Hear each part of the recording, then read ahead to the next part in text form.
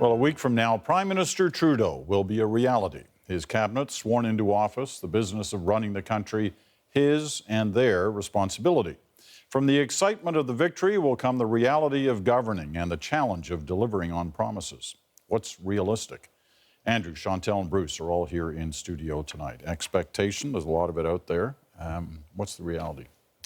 The reality is he's got quite a packed agenda, 150-odd proposals or promises, some of them quite major, some of them quite difficult. I don't think anybody expects that they're going to fulfill every last one of their promises. I think, obviously, that's for the public to judge what they think are the important ones and which they aren't, but we can predict some of them are that they were really putting in the shop window. They'd be hard-pressed not to deliver on the tax changes, for example, or some of the political and political reforms. I think the real dividing line is not so much the things you said you would do that you don't do, because I think people understand you can't get to everything. It's when you do things that you said you wouldn't. When Pierre Trudeau brought in wage and prices when he said he controls when he said he wouldn't, when Dalton McGuinty raised taxes when he said he wouldn't, when Gordon Campbell harmonized the HST when he said he wouldn't, that really scars things, and people really remember that as a violation of trust. And I think for this government, that's particularly in the area of if he starts behaving like the previous government, if we start seeing omnibus bills when they said they wouldn't, if he's whipping the caucus within an inch of their life when he said he wouldn't, I think there'll be a deep sense of disappointment over something like that. John? Yes, except I think those are easily avoided. Omnibus bills came about at first because of minority governments and minority rule as a way to get a lot of stuff done, and then they became a habit. So I think it's easy for a majority government to walk away from that. I do think that one of their challenges is going to be agenda overload. Mm-hmm. They have a lot of things that they have promised that are time sensitive. They will be dealing with difficult issues that they don't have a choice but to deal with. The fate of the mission against the Islamic State, they are going to have to answer to that. The TPP, that trade deal, is waiting for them. The ruling of the Supreme Court on medically assisted suicide, that's going to be difficult. They have some iconic promises. Marijuana and electoral reform, they may not be the biggest things on a government agenda, but they will be troublesome to get through. And to me, they have a significant problem with how they're going to get legislation through the Senate while they honor their promise to have an arm's length appointment system and a less partisan Senate. Because all morning this morning, senators from the Conservative caucus were all over French radio talking about how they could never vote for decriminalization or legalization of marijuana. You listen to that and you say a government that wants to get its legislation through is going to have to take some control of that house. Where are you on this, Bruce? Well, I think this is a bit of an unusual mix of relatively low expectations in terms of specific policy outcomes. I don't think that a lot of voters went to the polls saying, if I mark a ballot this way, if these folks win this election, then all of a sudden there will be more jobs, there will be a specific policy change that I've been thinking about a lot. And so I think I agree that there will be agenda overload, but I don't think it will be caused by a sense that the public is anxious for those policies to be implemented. I think there are, on the other hand, very high expectations about a change in attitude. And in a way, a change in attitude is almost the easiest thing to fulfill if you believe that Mr. Trudeau is genuine and sincere in the way that he comports himself. And I tend to think that... And if you have a majority. And if you have a majority. So I think that he, in the manner in which he tackles a few of the first big issues, especially I'm interested in the climate change, the Paris talks, and the intersection of that and his economic agenda, and specifically also the development projects like pipelines. Whether he can bring factions in the country together that have been at daggers drawn low these many years, and give the country a sense that this new style of politicking, of leadership, if you like, has got some promise. I think that's the test that he needs to meet in the first few months, and he's focused on it. I think if there's an area where I would most predict we might be disappointed is to the extent anybody has expectations that they're going to relax the grip of the Prime Minister's office. I suspect that may be the first thing to be disappointed in. I think the temptation, if not the pressure, to want to run everything through the Prime Minister's office, to avoid mistakes that other people might make, to drive the agenda, et cetera, will be very strong. And it'll be hard for them to break that habit. It'd be interesting to see, because that's one of the things he actually did promise, that would, that's right. That grip would end to some degree anyway. I raise this because I agree with I think I agree with all of you. There, 150 promises. Nobody's sitting there with a checklist. They probably couldn't name. There is, actually. There's a website. No. I'm sure there's a website. Trudeaumeter.ca. I'm sure there are lots of websites. But in terms of the average Canadian, they might have trouble naming 10 of them. Yes. But nevertheless, there is this expectation of change, as Bruce said.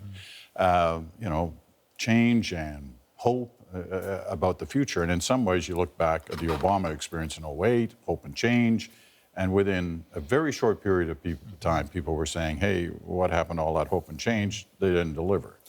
And so, I'm not sure how long you have to be able to show the kind of change you're suggesting, as opposed to individual items, to have that feeling that actually this is different. Well, it's good. It's a different situation in some ways, though. I mean, the part of what was responsible for that in the States is, of course, that the separation of powers. He had to deal with the Congress. I don't think he dealt with it terribly well, but he was also dealing with a very recalcitrant group on the other side. But he was promising that it was going to be Well, that's right. But right? one of the things he was promising was a post-partisanship, less partisanship, and it there takes is the same prospect of gridlock here, is what you're saying. That's right. A majority government is much more in control of the agenda here, and is much more. But as Chantal says, there are blockages too on that front, as there could be with the Senate. On tone, on climate change, on electoral reform, you can move a lot of checkers before you get to the Senate. On Aboriginal First Nations, etc. All these files you can move forward. Foreign policy, you can change the tone. You don't need the Senate. I agree with Andrew that the kind of problems Obama was dealing with when he came on were more intractable than anything that is on Justin Trudeau's plate, seriously. Plus, we have a different form of government. If he has a good cabinet with solid ministers, I think it is possible that we will actually easily see ministers who have a personality of their own and a return to that era, which is not so long ago. I'm not saying the Prime Minister's office won't be strong, but I don't believe that those ministers will be just dogs that yap when the PMO tells them. That's not how it was under Paul Martin or Jean Chrétien or Brian Mulroney. Bruce? Well, I think there was one other thing that's different. President Obama's rhetoric was soaring rhetoric, and it was about he was going to fix everything. He was going to change every outcome that people didn't like.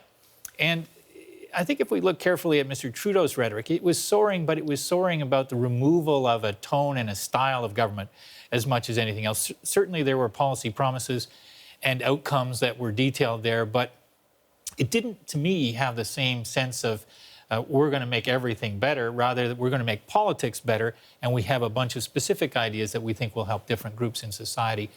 And I don't think that the gridlock risks are anywhere near as intense for a prime minister in our system. All right. I want you to look at the screen. And I'm going to show you a list of some of the professions that members of the New Liberal caucus, 184 of them, have had in their time leading to this moment when they become MPs. As usual, most of them are lawyers.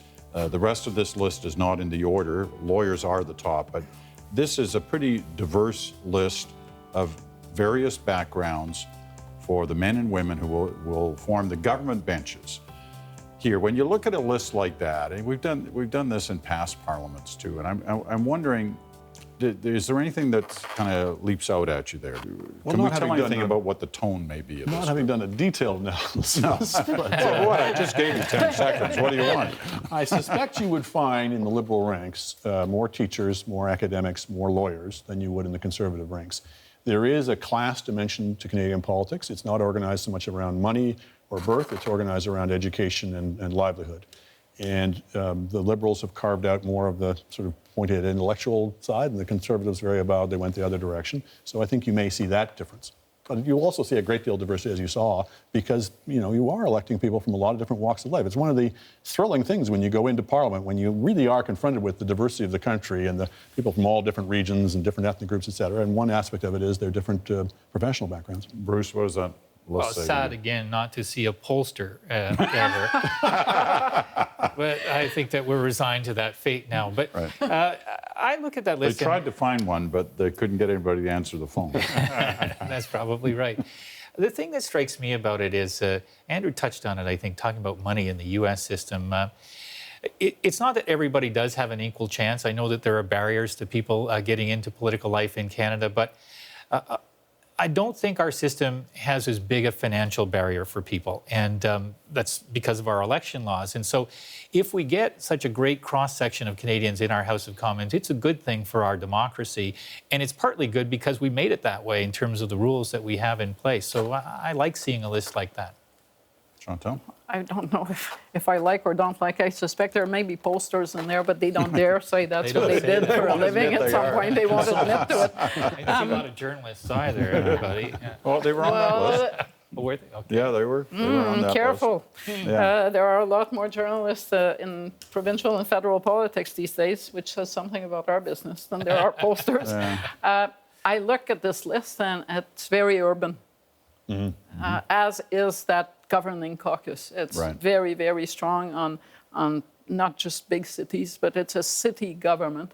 It reflects the reality of Canada. But I think if we had more than 10 seconds and you compared it to even Jean Chrétien's caucus, you would probably find that a lot of these jobs are jobs that mostly exist in cities. You know, we talked about this a little bit in terms of election night when we started to see where the map was painted red. But what does it tell us about the kind of government we should expect if most of them are urban-based backgrounds in terms of the MPs? Well, the danger is that they, will not place the same emphasis and the same concern and the same empathy with rural concerns. I think it's a danger for the country and danger for the government if they are completely obsessed with urban issues. I grant that that's where most people live, but that's a cleavage that's now opened up in our politics. That wasn't the same case in 2011. People spoke of it as if it was, but the Conservatives actually did very well in the cities in 2011. It was just in the big three, Montreal, Toronto, and Vancouver, they didn't do well. In this case, in most of the major cities now, it's almost solidly red, and that's not a great thing. But before we start worrying about some divide,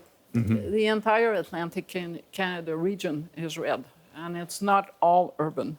So is the north. So there is still a rural voice, but it is a reality that the vast majority of Canadians now do not hail from rural Canada, and more suburban Canada, not even inner city Canada, suburban Canada is going to have the greater say, and it's going to influence policy in the same way that the fact that older voters show up at the polls means that you talk more about healthcare than you talk about daycare. You know, that all-red Atlantic Canada presents a number of dilemmas. One, obviously, to the new government, how are they going to show that representation in cabinet? But even just as importantly to the opposition parties, none of whom have a seat in Atlantic Canada, and yet they've got to try to argue that case. We've never seen anything like that before.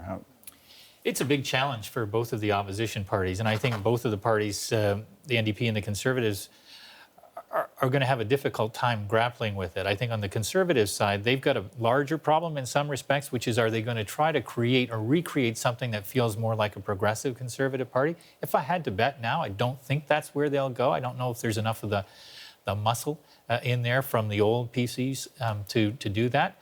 And if they don't do that, they're going to have trouble in Atlantic Canada forever, it seems to me. For the NDP, I think there's a generational issue. I think Mr. Mulcair has been an effective leader in the House of Commons, but that party lost a lot of its as Chantal said the other night, next generation best talent. And those are going to be questions that will fulminate within the NDP, separate and apart from the Atlantic Canada issue specifically. I actually think the NDP's got the bigger difficulty in Atlantic Canada. I mean, the Harper Conservatives won, what was it, 15 seats last time in Atlantic Canada. There's deeper roots for the Tories there. I mean, that was what was so extraordinary in this election was you had ridings that had been Tory for decades that went red this time. Yeah. The NDP has shallower roots there, and it may have a tougher time coming back from this. All right, got to close it off there. Next week will be fascinating because we'll actually see what that cabinet is, how it represents the country. Chantal won't be with us. She's taking the week off.